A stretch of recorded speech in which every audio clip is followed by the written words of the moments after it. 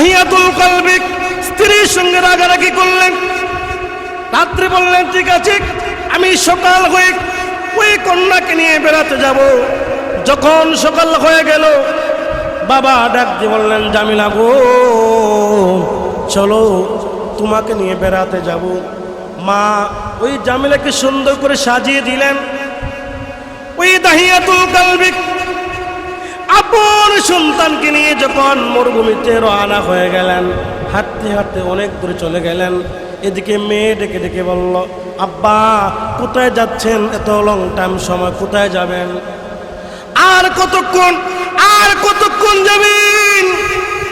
দাহিয়াতুল কলবি জামিলাকে বলল, ও জামিলা আর বেশিক্ষণ নয়, সামনে আমাদের গন্তব্যস্থান। সামনে গিয়ে গর্ত খনন শুরু করলেন। এদিকে মেয়ে বলল, আব্বা এই গর্ত কেন খনন করেন, কারণটা কি? দাহিয়াতুল কলবি এমন পাষাণ হয়ে গেলেন। দাহিয়াতুল কলবি বলেন, মা কিছুক্ষণ পরে বুঝতে পারবি আমি এই গর্ত কেন খনন করি। মাগো একটু অপেক্ষা করো।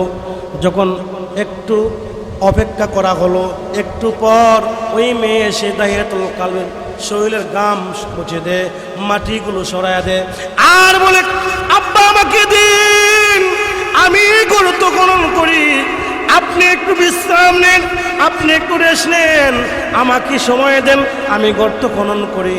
আজকে ধলে ধলে সময়ে সময়ে গুমরাহের পথে চলে যাচ্ছি। এজন্যই আল্লাহ রাব্বুল আলামিন পৃথিবী সৃষ্টি করার পর এই পৃথিবী আবাদ করার জন্য আল্লাহ রাব্বুল আলামিন প্রথম জিন জাতিকে প্রেরণ করেছিলেন। জিন জাতির পরে আল্লাহ রাব্বুল আলামিন পৃথিবীর শ্রেষ্ঠ মানব, পৃথিবীর প্রথম খলিফা, পৃথিবীর প্রথম নবী আল্লাহ রাব্বুল আলামিন আদম আলাইহিস সালামকে সৃষ্টি করেছেন। আদম আলাইহিস সালামকে সৃষ্টি করার পরে আল্লাহ রাব্বুল আলামিন জানিয়ে দিয়েছেন, প্রমাণ করে দিয়েছেন, এই পৃথিবীতে একমাত্র মুসলমান বাস করবে। কথা বলেন ঠিক কিনা? এই পৃথিবী মুসলমানের জন্য, এই পৃথিবী আল্লাহ ওয়ালাদের জন্য, এই পৃথিবী নবী প্রেমিকদের জন্য, এই পৃথিবী নবী ওয়ালাদের জন্য, এই পৃথিবী নবীর আশেকের জন্য। যারা নবীর আশেক, নবীর প্রেমিক, আল্লাহ ওয়ালা, তারাই পৃথিবীতে বসবাস করবে। অন্য কেউ এই পৃথিবীতে বসবাস করার অধিকার নাই। কথা বলেন ঠিক কিনা? এজন্য আল্লাহ রাব্বুল আলামিন জিন জাতিকে সরিয়ে আল্লাহ রাব্বুল আলামিন প্রথম মানব আদম আলাইহিস সালামকে সৃষ্টি করেছেন। আর এই আদম আলাইহিস সালাম হলেন পৃথিবীর প্রথম মানুষ। কথা বলেন ঠিক কিনা? আজ কেন মানুষ ধলে ধলে গুমরাহের দিকে চলে যাচ্ছে? একটাই কারণ, মানুষ প্রত্যেকটা মুহূর্তে আল্লাহ তাকে যেই জবানটা দিয়েছেন, সেই জবান দিয়ে আল্লাহকে স্মরণ তো করি না, অথচ প্রত্যেকটা মুহূর্তে এই জবান দ্বারা মিথ্যা কথা বলছে। কথা বলেন ঠিক কিনা? সেই জন্যই আজকে মানুষ অধঃপতন, সময়ে সময়ে, যুগে যুগে, প্রত্যেকটা মুহূর্তে, প্রত্যেকটা সেক্টরে, প্রত্যেকটা স্থানে আজ মানুষ অধঃপতন। একটাই কারণ, মানুষ আল্লাহ তাআলার বিধান ভুলে গিয়েছে, বিশ্ব নবীর আনুগত্য ভুলে গিয়েছে, বিশ্ব নবীর শ্রেষ্ঠত্ব ভুলে গিয়েছে, বিশ্ব নবীর আখলাক ভুলে গিয়েছে। এজন্য মানুষ আজকে প্রত্যেকটা মুহূর্তে, জায়গায় জায়গায়, সময়ে সময়ে লাঞ্ছিত, অপমানিত। কথা বলেন ঠিক কিনা? সেই জাতি যদি আল্লাহ ওয়ালা হতে চায়, সেই জাতি যদি আল্লাহ প্রেমিক, আল্লাহর মহব্বতের মানুষ হতে চায়, তাহলে দুনিয়ার সব ছেড়ে দিয়ে আল্লাহর আনুগত্যের প্রতি ধাবিত হতে হবে, আল্লাহর প্রতি বিশ্বাস স্থাপন করতে হবে, রাসূলের প্রতি এতাআত আনুগত্য থাকতে হবে। আজ যদি মানুষ আল্লাহ তাআলার বিধান ভুলে যায়, আল্লাহ তাকে ভুলে যাবেন। কথা বলেন ঠিক কিনা? এজন্যই আল্লাহ রাব্বুল আলামিন প্রত্যেকটা মুহূর্তে বান্দাকে মায়া করেন, দয়া করেন। দেখবেন তো যদি আপনি কোনো বিপদের সম্মুখীন হন, যখন আল্লাহ বলে ডাক দেন, মনে একটা প্রশান্তি লাগে, শান্তি লাগে।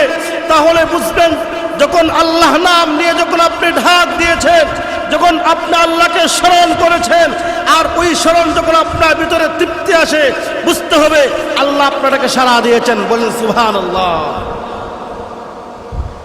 আর যদি মনে করেন আল্লাহ আপনাকে সাড়া দেন নাই, বুঝতে হবে আপনার ভিতর সমস্যা, আপনার ভিতরে প্রবলেম রয়েছে। ভিতর আগে পরিষ্কার করেন, দেখবেন প্রত্যেকটা মুহূর্তে আল্লাহকে ডাকবেন, পাবেন।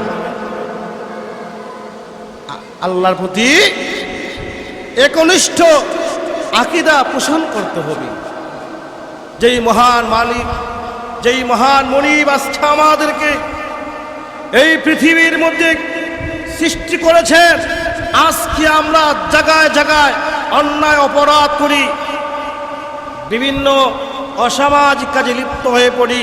কখনো আল্লাহ তো আমাদের বিচার করেন নাই কেন? আল্লাহ রহমান, আল্লাহ দয়ালু, আল্লাহ ভাবেন বান্দা যদি কোনো সময় আমি আল্লাহর কাছে ফিরে আসে, তখন আমি আল্লাহ তাকে মাফ করে দিব। বলেন সুবহানাল্লাহ। আমার ভাইয়েরা, মানুষ আজকে কেন অধঃপতনের দিকে চলে যাচ্ছে?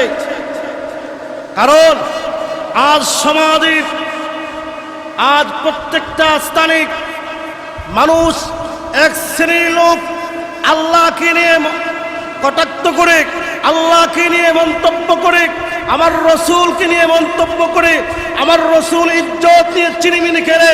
এজন্য আজকে মানুষ প্রত্যেকটা স্থানে অধঃপতন, লাঞ্ছিত, অপমানিত। কথা বলেন ঠিক কিনা? আমার মুসল্লি ভাইয়েরা, আজ পৃথিবীর জমিনে যে একটি বিষয় বিরাজমান করেছে, যেই মহামানবকে সৃষ্টি করার মাধ্যমে আল্লাহ প্রমাণ করে দিয়েছেন, এই পৃথিবী আল্লাহ এমন একজন মানুষের মাধ্যমে সৃষ্টি করেছেন, উনি হলেন সরকারে দু আলম মদিনায়ে তাজদার মুহাম্মদুর রাসূলুল্লাহ সাল্লাল্লাহু আলাইহি সাল্লাম। কথা বলেন ঠিক কিনা? আজ যদি আমার রসুলকে নিয়ে কোন নাস্তিক, মুরতাদ, কোন মুনাফিক আমার রসুলের ইজ্জত, আমার রসুলের সম্মান নিয়ে বেইজ্জতি করে, অপমান করে, তাহলে এটা বাংলার কোন আশিক রাসূল বরদাস্ত করতে পারে না। কথা বলেন ঠিক কিনা? আপনারা শুনেছেন ভারতের বিজেপির মুখপাত্র নূপুর শর্মা আমার নবীর এবং আম্মাজান আয়েশা সিদ্দিক রাদিয়াল্লাহু তাআলা আনহার চরিত্র নিয়ে যখন কথা বলেছিল, তখন এই পৃথিবীর, এই বাংলার প্রত্যেকটা রাষ্ট্রের প্রত্যেকটা আশিক রাসূল বর্জকণ্ঠে আওয়াজ তুলে দিয়েছিল। আজ যেই সকল আশিক রাসূল আমার রসুলের পক্ষে মাঠে ময়দানে নেমেছে, আজ তাদের বাড়িঘর বুলডোজার দিয়ে ভেঙে চুরমার করে দেওয়া হয়েছে। কথা বলেন ঠিক কিনা? ও মুসলমান, আমি একটি কথা বলতে চাই, আমরা হচ্ছে আশিক রাসূল। আমাদের অন্তরের মধ্যে নবীর মহব্বত জাগ্রত, আমাদের অন্তরের মধ্যে নবীর ভালোবাসা জাগ্রত, আমাদের অন্তরের মধ্যে আল্লাহর মহব্বত জাগ্রত। ও দুনিয়ার নাস্তিক মুরতাদরা, মনে রাখো, আমাদেরকে হত্যা করতে পারো, আমাদেরকে লাঞ্ছিত করতে পারো, আমাদের বাড়িঘর ভেঙে চুরমার করতে পারো, মনে রাখবে একটা বিষয়, একটা সেকেন্ডের জন্য নবীর মহব্বত, আল্লাহর মহব্বত অন্তর থেকে মুছতে পারবে না। কথা বলেন ঠিক কিনা? আমার মুসল্লি ভাইয়েরা, আজ কষ্ট হচ্ছে, যেই আশিক রাসূলগণ নবীর জন্য মাঠে নেমেছিল ভারতের উত্তরপ্রদেশে, ওই তাদের ঘর ভেঙে চুরমার করা হয়েছে। আমার মুসল্লি ভাইয়েরা, আজ কেন আমরা জায়গায় জায়গায় প্রতিবাদ করছি না। আমার ইমানি দায়িত্ব, আমার রসুল কিনে মন্তব্য করবে, আমরা আল্লাহর ইজ্জত নিয়ে, আল্লাহর জাত নিয়ে বেঈমানি নাফরমানি করবে। মুসলমানের রক্ত সহ্য করতে পারে না, কথা বলেন ঠিক কিনা? আমার মুসল্লি ভাইয়েরা, আজ খুব কষ্ট হচ্ছে, যেই আশিক রাসূলগণ মাঠে ময়দানে নেমে আশিকের প্রমাণ দিয়েছিল, ও নাস্তিক মুরতাদরা শুনে রাখো, কয়জনকে হত্যা করবে, কয়জনকে ফাঁসি দিবে। আমরা একজন নয়, লক্ষ লক্ষ মানুষ, কোটি কোটি মানুষ নবীর জন্য জান দিতে প্রস্তুত, কথা বলেন ঠিক কিনা? মুসলমান ভাইয়ের আমার, আজ সজাগ থাকতে হবে। নবী দুশ্মনে কোনো বংশের পরিচয় নয়, কথা বলেন ঠিক কিনা?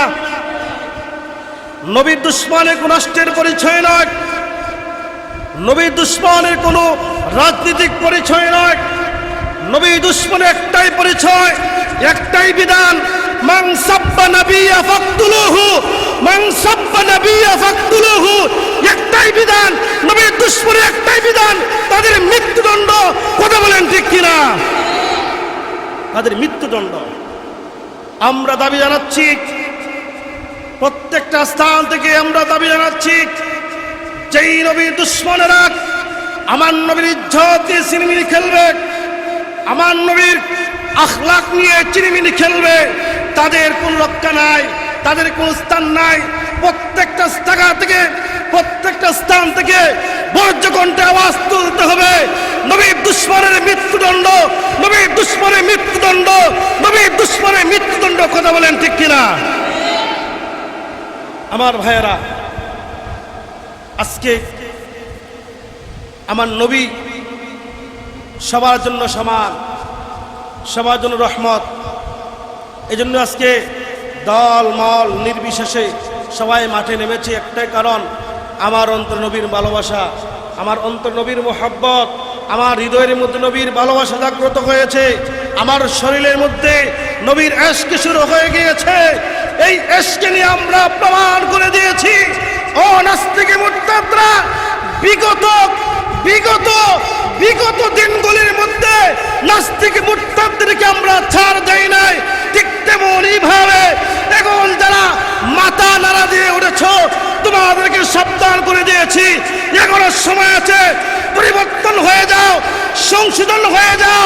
আর যদি আর একটিবার আমার নবীর ইজ্জত নিয়ে চিরমিরে খেলো, তাহলে তোমাদেরকে এমন দুলাই দেওয়া হবে, পালাবার রাস্তা খুঁজে পাবা না, পালাবার রাস্তা খুঁজে পাবা না, কথা বলেন ঠিক কিনা? আমার মুসল্লি ভাইয়েরা, এজন্যই প্রত্যেকটা মুহূর্তে আমরা সজাগ থাকব, যাতে করে আসলে দেখেন, আল্লাহ রাসূল বলেছেন, লা ইউমিনু আহাদুকুম হাত্তা আকুনা হাব্বা ইলাইহি মিন ওয়ালিদিহি ওয়া ওয়ালাদিহি ওয়ান নাসি আজমাইন। তোমাদের মধ্যে কেহ প্রকৃত মুমিন হতে পারবে না, প্রকৃত মুমিন যতক্ষণ না আমি তার কাছে তার সন্তান সন্ততি, ছেলে মেয়ে, বাবা মা, সকল মানুষ তোমার প্রিয় না হবো। তাহলে বোঝা গেল, সকল মানুষ চেয়ে বেশি মহব্বত কাকে করবেন? আল্লাহ নবীকে করবেন, রাসূলকে মহব্বত করবেন। আমার মুসল্লি ভাইয়েরা, এজন্যই আজকে দেশের পরিস্থিতি খুবই খারাপ।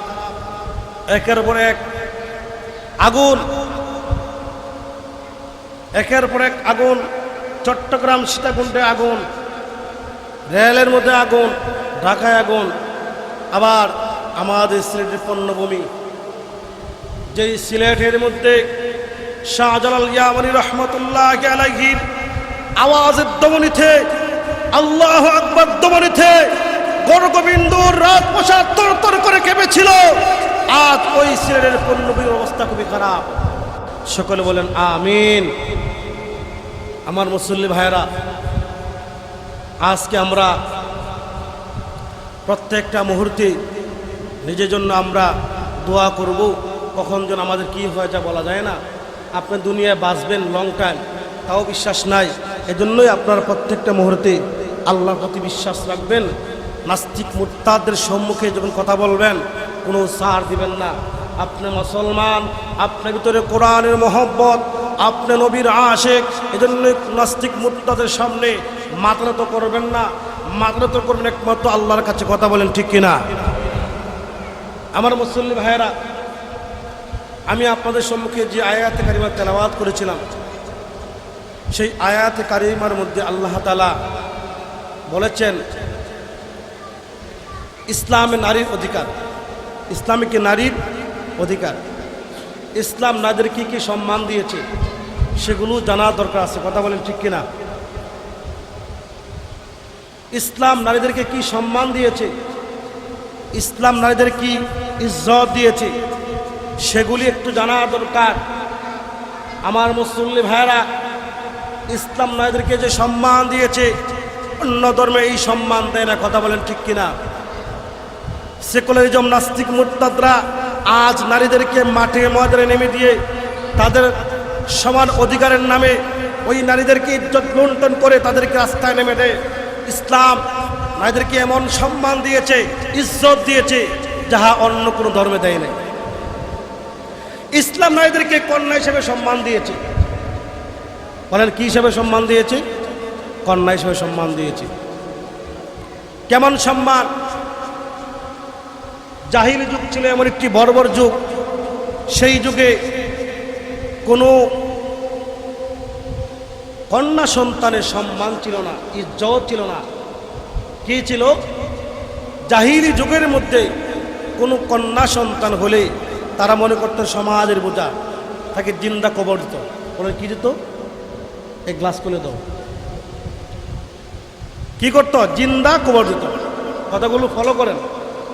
জাহিলি যুগ এমন বড় বড় যুগ, ওই যুগের মধ্যে তারা কন্যা সন্তান হলে কি করত? জিন্দা দাফন, জিন্দা কবর। কারণ সন্তানের, কন্যা সন্তানের ইজ্জত সম্মান ছিল না, সেজন্যই ওই বড় বড় যুগের মধ্যে একটা কন্যা সন্তান হলে তাকে কি করত? জিন্দা দাফন দিত, জিন্দা কবর।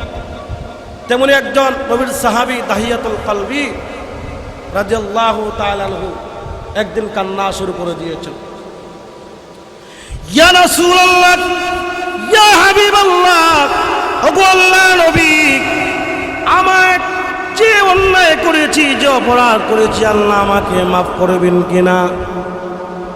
রাসূল বললেন, রে দাহিয়াতুল কলবি, তুমি কেমন অপরাধ করেছো, কি অন্যায় করেছো? এবার দাহিয়াতুল কলবি বলেন, ইয়া রাসূলুল্লাহ, ইয়া হাবিবাল্লাহ, ওগো আল্লাহর নবী, আমি একদিন সফরে গিয়েছিলাম, লম্বা এক সফরে গিয়েছিলাম। সফরে যাওয়ার আগ মুহূর্তে আমার গর্ভে, আমার স্ত্রীর গর্ভে একটি সন্তান ছিল। স্ত্রীকে ওসিয়ত করেছিলাম, স্ত্রী গো, তোমার গর্ভে আমার যে সন্তান আছে, যদি কন্যা সন্তান হয়, ওই কন্যা সন্তানকে তুমি জিন্দা দাফন দিবে। সেই কথা বলে আমি সফরে চলে গেলাম। এরপরে আমার স্ত্রীর গর্ভে একটা কন্যা সন্তান জন্মগ্রহণ করলো। ওই কন্যা সন্তানের নাম রাখা হলো জামিলা। বলেন কি নাম রাখা হয়েছে? জামিলা, সুন্দরী। কি রাখছে? জামিলা মানে সুন্দরী। ইয়া রাসূলুল্লাহ, ইয়া হাবিবাল্লাহ, ওগো আল্লাহর নবী, এত সুন্দর কন্যা আল্লাহ আমাকে দিয়েছিলেন, তার নাম রাখা হয়েছিল জামিলা, সুন্দরী।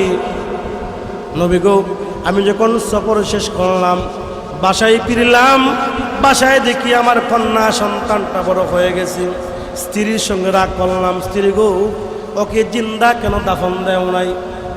স্ত্রী বলল, স্বামী আমার, আল্লাহ আমাকে এত সুন্দর একটা কন্যা সন্তান দান করেছে, ওই সন্তানের দিকে তাকাইয়া আমার মায়া লেগে যায়, দয়া লেগে যায়, সেজন্য আমি ওই কন্যাটাকে জিন্দা দাফন দেই নাই।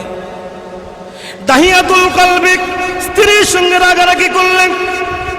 রাত্রে বললেন, ঠিক আছে, আমি সকাল হয়ে ওই কন্যাকে নিয়ে বেড়াতে যাব। যখন সকাল হয়ে গেল, বাবা ডাক দিয়ে বললেন, জামিলা গো, চলো তোমাকে নিয়ে বেড়াতে যাব। মা ওই জামিলাকে সুন্দর করে সাজিয়ে দিলেন। ওই দাহিয়াতুল কালবি আপন সন্তানকে নিয়ে যখন মরুভূমিতে রওনা হয়ে গেলেন, হাঁটতে হাঁটতে অনেক দূরে চলে গেলেন। এদিকে মেয়ে ডেকে ডেকে বলল, আব্বা কোথায় যাচ্ছেন? এত লং টাইম সময় কোথায় যাবেন? আর কতক্ষণ যাবেন? দাহিয়াতুল কালবি জামিলাকে বলল, ও জামিলা, আর বেশিক্ষণ নয়, সামনে আমাদের গন্তব্যস্থান। সামনে গিয়ে গর্ত খনন শুরু করলেন। এদিকে মেয়ে বলল, আব্বা এই গর্ত কেন খনন করেন, কারণটা কি? দাহিয়াতুল কালবি এমন পাষাণ হয়ে গেলেন। দাহিয়াতুল কালবি বলেন, মা কিছুক্ষণ পরে বুঝতে পারবি আমি এই গর্ত কেন খনন করি। মাগো একটু অপেক্ষা করো।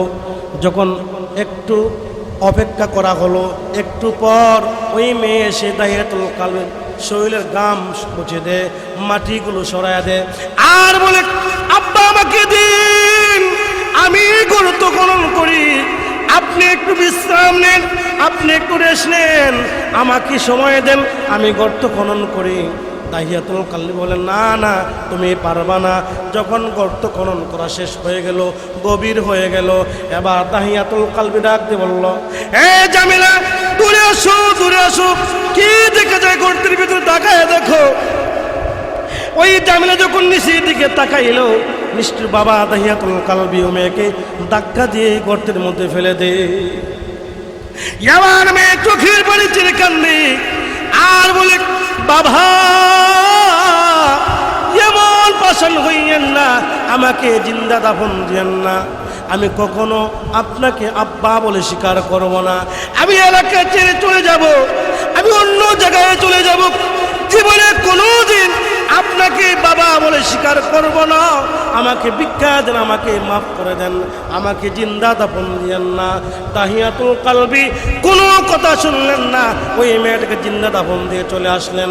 এবার চোখের পানি ছেড়ে ছেড়ে কান্দেন, নবী গো, আমি আমার একটা কন্যা সন্তানকে জিন্দা দাফন দিয়েছিলাম, আল্লাহ আমাকে মাফ করবেন কি?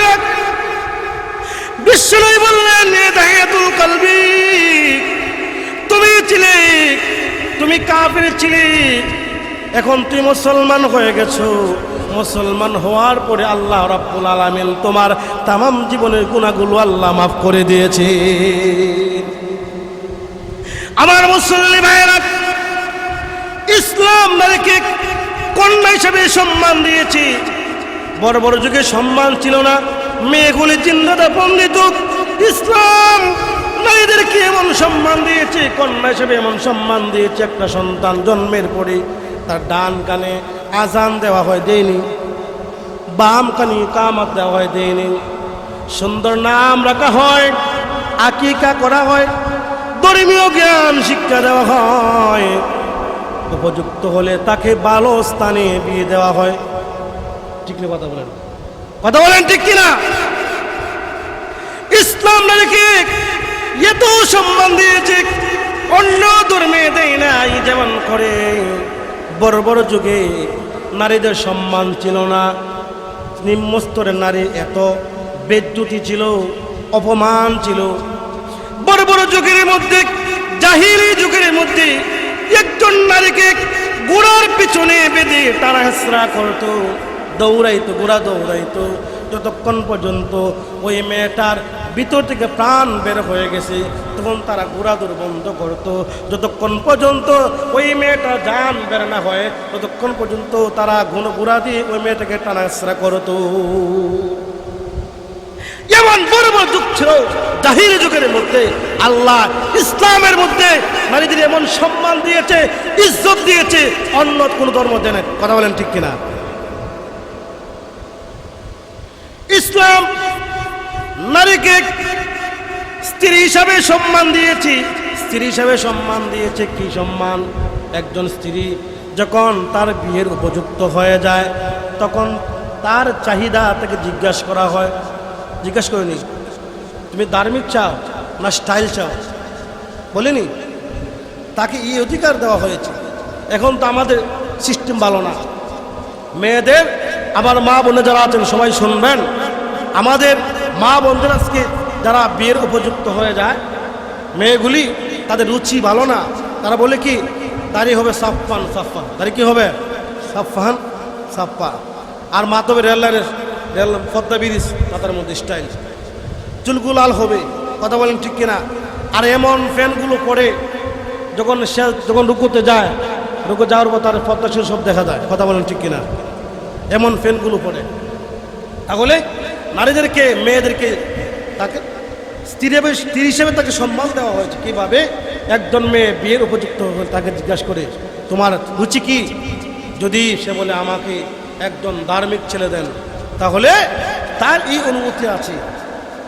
এজন্যই আমার বোনেরা, আপনাদের রুচি পরিবর্তন করবেন, আপনাদের স্টাইল পরিবর্তন করবেন। একজন দিনদার ছেলে যদি আপনার ভাগ্য আসে, তাহলে আপনার ভাগ্য পরিবর্তন হয়ে যাবে, আপনার জীবন পরিবর্তন হয়ে যাবে, কথা বলেন ঠিক কিনা। ইসলাম স্ত্রী হিসাবে সম্মান দিয়েছে। একবার বিশ্বনবীর কাছে এক মহিলা এসে বলল, ইয়া রাসূলুল্লাহ, আমার কি বিয়ে হবে না? হ্যাঁ, তোমার তো বিয়ে হবে। কে বলছে তোমার বিয়ে হবে না? অবশ্যই তোমার বিয়ে হবে। এবার সেই মহিলা সাহেব বলল, ইয়া রাসূলুল্লাহ, আমার যে শর্তগুলো আছে সেই শর্ত সবাই মানতে পারবে। তোমার কি শর্ত? আমার 1 নম্বর শর্ত হলো সে সারা রাত তাহাজ্জুদের নামাজ পড়বে। কি করবে? তাহাজ্জুদের নামাজ।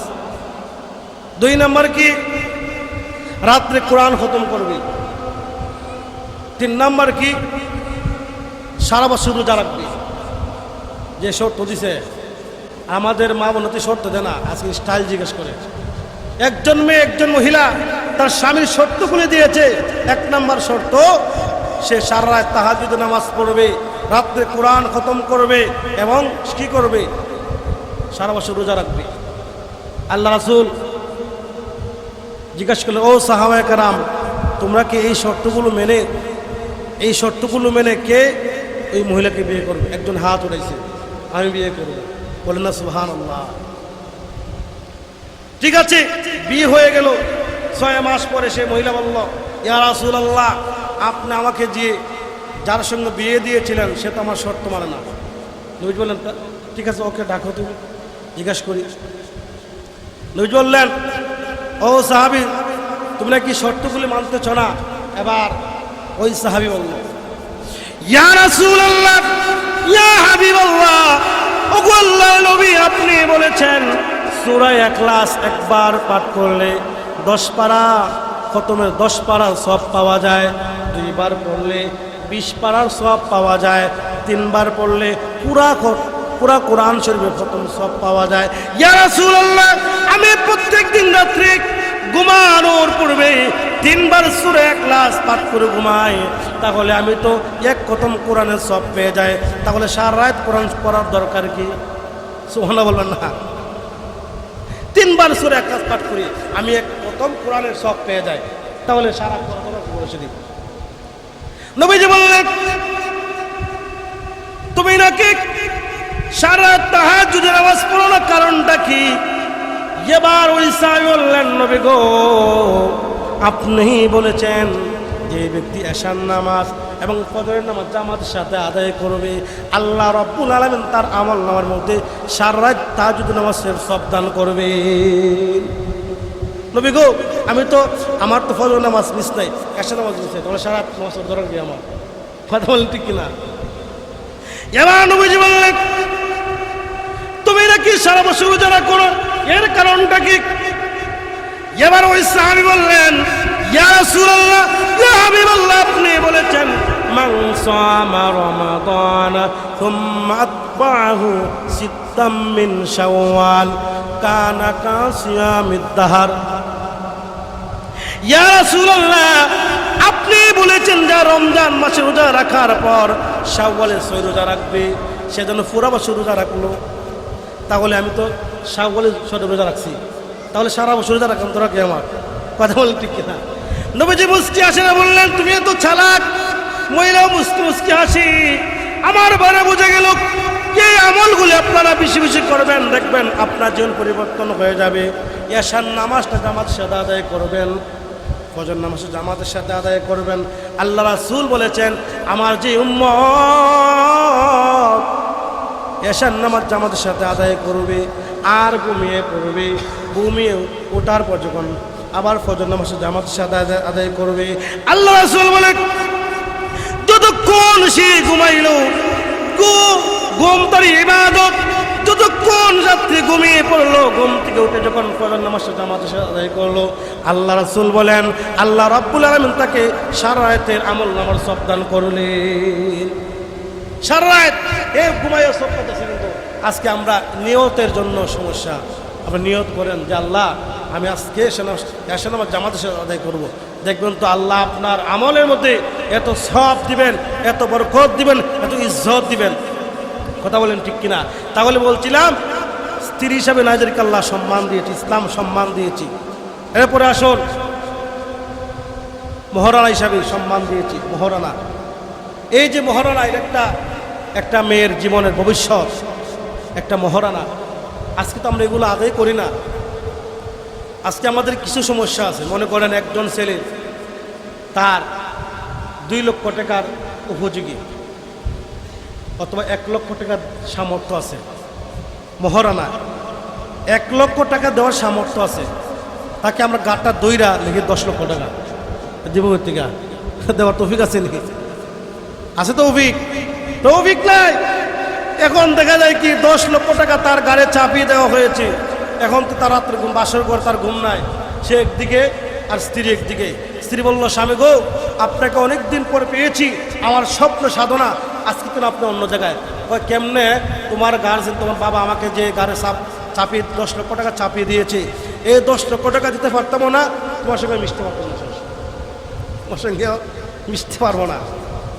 এখন স্ত্রী বলল, হারে এতদিনের স্বপ্ন সাধনা আজকে সাক্ষাৎ হয়েছে, এখন 10 লক্ষ টাকা লাগে নাকি আমার কাছে আসবে না, যাও টাকা মাপ দিলাম, যাও টাকা। এই মাপের দাম আছে নি? আছে। দেখুন মাঝে মাঝে আমাদেরকে ডাকাতি ধরে মাপ ফেলে গেলে সব নিয়া, হুজুর মাপ দেন ভাই, ঠিক আছে সব ভাই মাপ দিয়েছি, মাফ মাফ মাফ। দেখি অন্তর দিয়ে মাপ দিছি না মুখ দিয়ে মাপ দিছি? অন্তর দিয়ে না মুখ দিয়ে? মুখ দিয়ে। অন্তর দিয়ে মাপ দেবে। কারণ কেন? তুমি আমার সব নিয়ে গেছো, আমার কাছে মাপ চাওয়া, কিন্তু মাপ নাই। এই অন্তর দিয়ে মাপ নেই, মুখ দিয়ে তোমাকে মাপ দেওয়া হয়েছে। ঠিক তেমনি ভাবে ও সমাজে আমার মুরব্বী বাবারা, আজকে আপনার মেয়ে বিয়ে দিচ্ছেন, ছেলেকে বিয়ে করাচ্ছেন, মাথায় রাখবেন এত লক্ষ টাকা চাপিয়ে দিবেন না। মহারানা আপনি নগদ দেন, 20,000, 30,000, 50, 1 লক্ষ নগদ দিয়ে দেন। বিয়ে হয়ে গেছে আর সুন্দর। এখন 10 লক্ষ টাকা লেখে আপনি টাকা আদায় করবেন, আপনি গুনাহগার হবেন, আপনি গুনাহগার হবেন। স্ত্রীর অধিকার মহারানা, আপনি সেটা আদায় করবেন না, আপনি গুনাহগার হচ্ছেন। কেন? আপনাকে কে বলছে 10 লক্ষ টাকা দেওয়ার জন্য? আপনি অল্প টাকা দেন, 1 লক্ষ টাকা দেন, দেখবেন তো ইনশাল্লাহ আল্লাহ বরকত দিব। আল্লাহ সংসার বরকত দিব, আমলে বরকত দিব, রিজিকে বরকত দিব। আর অনেকে আছে তো দিয়ে আবার নিয়ে নেয়, টাকা দিয়ে মহারানা আবার নিয়ে নেয়। টাকা নগদ দিছে মহারানা, দেওয়ার পরে আর এখন আর সে অন্যরকম। কেন? বিশাল দিন আমি টাকা ঋণ করে আনছিলাম তোমাকে দেওয়ার জন্য, আমার তো অবস্থা এইদিকে যাওয়া যায় না, ঠিক আছে তোমাকে টাকা দিয়ে দিলাম, শেষ। এইগুলো করবেন না। স্ত্রীর প্রাপ্য, মহারানা স্ত্রীর একটা অধিকার, আপনি তাকে কখনো ছেড়ে দেন তাহলে সে কি করবে? তার ভবিষ্যৎ। ইসলাম নারীদেরকে সম্মান দিয়েছে, স্ত্রী হিসাবে সম্মান দিয়েছে, বিধবা হিসাবে বিধবা সম্মান দিয়েছে। কেন? দেখবেন তো আমাদের সমাজে যারা বিধবা, যারা তালাকপ্রাপ্ত হয়ে গেছে, তাদেরকে সম্মান দিয়েছে কিভাবে? একজন স্ত্রী, একজন মহিলা তালাকপ্রাপ্ত হয়ে গেলে তার অধিকার আছে অন্য জায়গায় বিয়ে বসা, আছে না? অধিকার আছে না? তাহলে এই তালাকের মাধ্যমে সে নতুন একটা বিধান, নতুন একটা জীবন পাবে, নতুন একটা সুযোগ পাবে, সেও অন্য একটা জায়গায় বিয়ে করতে পারবে। ইসলাম তাকে এই সুযোগ দিয়েছে। তবে তালাক দেওয়া ভালো না। তালাক দেওয়া কি? সমাজের সবচেয়ে নিকৃষ্ট তালাক, তালাক দেওয়া এটা ভালো না। এইগুলো কাজ করা যাবে না। ইসলাম নারীদেরকে সম্মান দিয়েছে নেত্রী হিসাবে। কি হিসাবে? কোরআনের নেত্রী, আবার সমাজের নেত্রী না। কোরআনের নেত্রী, কোরআনের ইসলামের নেত্রী। ইসলাম নেত্রী কি? একটা মেয়ে কোরআন পড়াবে, সে সাময়িক নেত্রী, 50 জন 100 জন মহিলার নেত্রী, সে কোরআন শিক্ষা দিবে, কোরআনের জ্ঞান শিখাবে, প্রত্যেকটা ঘরে প্রত্যেকটা মা বোনকে ওজুর নিয়ম শেখাবে, নামাজের নিয়ম শিক্ষা দিবে, গোসলের নিয়ম শিক্ষা দিবে, পর্দা শিক্ষা দিবে, কোরআনের নিয়ম শিক্ষা দিবে। এজন্য ইসলাম নারীকে নেত্রী সে সম্মান দিয়েছে, কিসের? কোরআনের মাধ্যমে। এজন্যই আমার মা বোনেরা যারা আমার কথাগুলো শুনছেন, মনোযোগ দিয়ে শুনবেন। আপনি হচ্ছেন নেত্রী, বরের নেত্রী, বাইরের নেত্রী না। আবার ভাষণ দিয়েন না, স্বামীর কথা মানবো না, বাঙ্গা করে থাকবো না, কিলমোরা খাইব না, আসলে স্লোগান দেয়, স্বামীর করে থাকবো না, বাঙ্গা করে থাকবো না, স্বামীর করে থাকবো না, বাঙ্গা করে থাকবো না। বাঙ্গা করে কি? এগুলো মহিলাদের স্লোগান নয়। আল্লাহ নারীদের যে সম্মান ইজ্জত দিয়েছে, তারা পর্দায় থাকবে। পর্দা আছে কয়জন মহিলা পর্দা করে? দেখবেন শহরের মধ্যে দানকে দেন 2.5% মহিলা, 1% পুরুষ। আসেন এমন ঈদ মার্কেটের মধ্যে দেখা যায় 2.5% মহিলা, 1% পুরুষ। 1% তাও আবার মহিলার ব্যাগটা নেয়, মহিলা ব্যাগটা না, ব্যাগগুলো ঘুরতেছে, স্ত্রী পিছিয়ে ঘুরতেছে। এই জন্য আজকে সমাজ অধপতন একটাই কারণ, নারী সমাজের বাইরে, নারী মার্কেটে, নারী বাজারে, নারী রাস্তার মধ্যে নেমেছে। এজন্যই আজকে সমাজের অধপতন। আমার মুসলিম ভাইরা আজকে নাস্তিক মুরতাদ নারীদেরকে রাস্তায় নেমে দিয়েছে অধিকারের নামে। কথা বলেন ঠিক কিনা? ইসলাম নারীদেরকে সম্মান দিয়েছে গড়ে থাকার জন্য। ও আমার মা বোনেরা, আজকে আপনারা মনে করেন আপনাদের সম্মান বাড়বে স্লোগানের মাধ্যমে? না না, আপনাদের সম্মান বাড়বে না। নাস্তিক মুরতাদরা আপনাদেরকে এই স্লোগানের মাধ্যমে সমাজের মধ্যে ল্যাংটা করে ছেড়ে দেয়। কথা বলেন ঠিক কিনা? ইসলাম আপনাকে এমন সম্মান দিয়েছে, গড়ে থাকবেন, সম্মান পাবেন। কথা বলেন ঠিক কিনা? মনে করেন দুজন ব্যক্তি বাজারে কলা নিয়ে গেছে, কলা অত আম নিয়ে গেছে, আম একজন নিচে একদম ইনটেক, একজন নিয়ে গেছে চুলায়, আম চুলায় বিক্রি করবো যাতে সে সহজে খেয়ে ফেলে, ঠিক না? এখন দেখা যায় কি, চুলের আমের মধ্যে বেশি মাছি বসতেছে, আর যেটা গুমটা আম চুলের নয়, এটার মধ্যে মাছি হয় না। তাহলে বোঝা গেল, ও সমাজের নারীগণ, আজকে আপনারা যারা অর্ধউলঙ্গ রাস্তার মধ্যে নেমে গিয়েছেন, সমাজের প্রত্যেকটা নিকৃষ্টের আপনার আপনার দিকে চোখ যাবে, আপনাকে অভিশাপ দিবে। আর সমাজে পর্দানিশীল মেয়েদের প্রতি কোনো জুলুম নাই, আছে জুলুম নাই। এখন আপনাদের সমাজ এমন একটা পর্যায়ে আছে, এখন আপনি যদি মনে করেন বিড়ালের গলায় সুটকি জ্বলাইয়া আর বলে এই বিড়াল খাইলে 10টা বাড়ি, কটা বাড়ি? 10টা বাড়ি। বিড়ালের প্রিয় জিনিস কি? সুটকি না? কথা বলেন ঠিক কিনা? বিড়ালের প্রিয় জিনিস কি? সুটকি। এখন বিড়ালের গলায় জ্বলাইয়া আপনি বলেন এই বিড়াল খেলেই 10টা বাড়ি, বিড়াল তোমার আমি এখানে দেবাই না, তোমার তুমি যাও, দেখো সব খেয়ে ফেলবে। ঠিক তেমনি ভাবে আর যদি নারীদেরকে রাস্তায় নেমে দেন আর আইন করেন, ইফটিজিং করলে জেল, জরিমানা। আমার সমাজের যুবক ভাইরা বলে, ও প্রশাসন, ও সরকার, তোমার আইন গ্রহণযোগ্য নয়। কেন? আগে নারী পরিবর্তন করো, নারীদেরকে আগে পর্দায় ঢোকাও, তাহলে আমরা পরিবর্তন হয়ে যাবো। কথা বলেন ঠিক কিনা? নারীদের রাস্তা নামাই আপনি আইন করবেন, আইন গ্রহণযোগ্য নয়। কথা বলেন ঠিক কিনা? আমার মুসলিম ভাইয়েরা, এজন্যই আমরা প্রত্যেকটা মুহূর্তে আমরা আল্লাহর প্রতি তাওয়াক্কুল রাখবো, ভরসা রাখবো। যা কিছু আলোচনা করলাম, আল্লাহ পাক যেন আমাদেরকে আমল করার তৌফিক দান করুন। আমিন। আসসালামু আলাইকুম। হুজুরের পরবর্তী ওয়াজ আসিতেছে আমাদের ইউটিউব চ্যানেলে, তাই সাবস্ক্রাইব করে সাথেই থাকুন।